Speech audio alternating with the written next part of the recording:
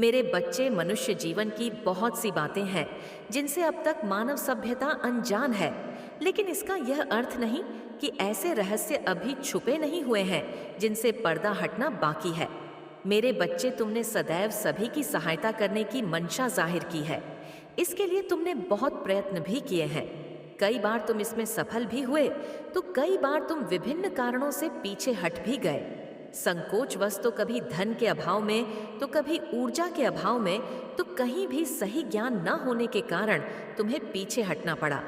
लेकिन तुम्हारी मंशा सदैव सभी की सहायता करने की ही रही है। और जब कोई मनुष्य इतना प्रिय होता है कि वह सभी की सहायता करना चाहे, तो नियति कोई ना कोई रास्ता जरूर ढूंढ लेती है। उससे सहाय करवाने का कारण इस संसार में वह शक्ति जो सर्वश्रेष्ठ है, निराकार स्वरूप में है। वह एक सीमित आकार में बद्ध हुई नहीं है।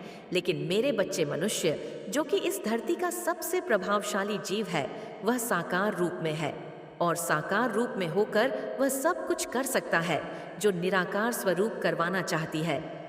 इसलिए मेरे बच्चे, बहुत सी ऐसी चीजें हैं जिनसे तुम अनजान हो, लेकिन वह तुम्हारे जरिए होने का उद्देश्य निश्चित किया गया है। और अब जबक यह उद्देश्य सुनिश्चित हो चुका है, तो तुम्हारे जीत का द्वार प्रारंभ हो रहा है।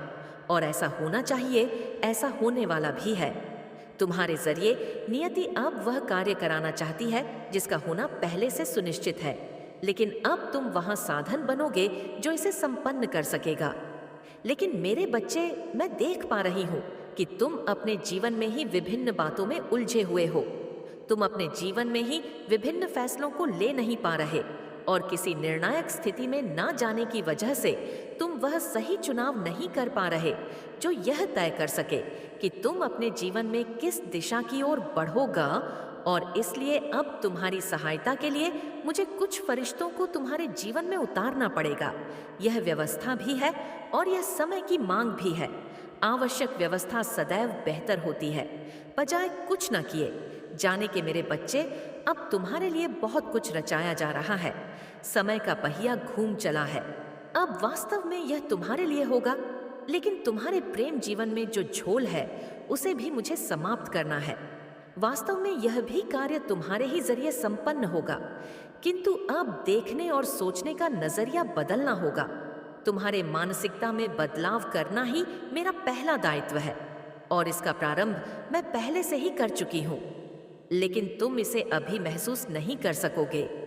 धीरे धीरे तुम पाओगे कि इसमें परिवर्तन होने लगा है। फिर तुम्हें यह रुचिकर लगने लगेगा। फिर वास्तव में तुम्हारा इसमें मन लगने लगेगा, और यहीं से तुम्हारे जीत की शुरुआत होने लगेगी, क्योंकि तब वास्तव में कर्ता स्वरूप में तुम आ जाओगे, और फिर भी कर्ता स्वरूप से मुक्त रहोगे।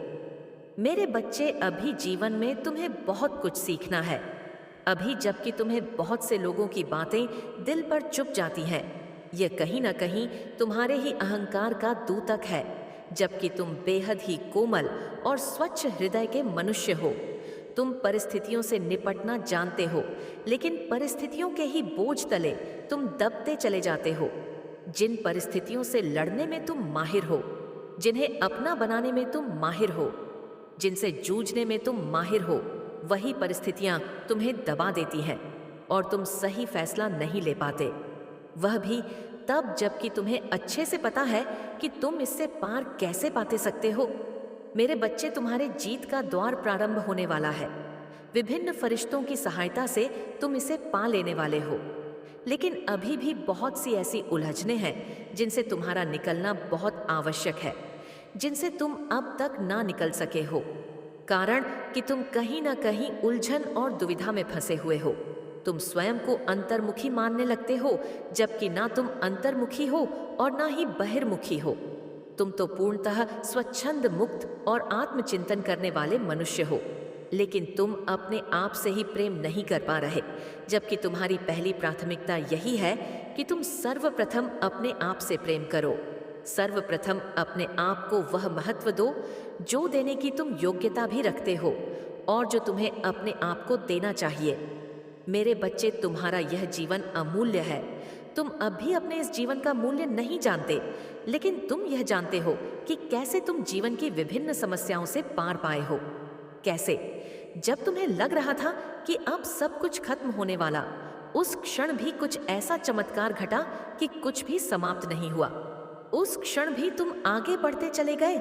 मेरे बच्चे, याद करो वह द्वार जब तुम्हें लग रहा था कि सब कुछ अब समाप्त हो चला है, अब तुम्हारे जीवन का कोई महत्व नहीं रह गया है। तब भी तुम उसे कैसे पार पा गए?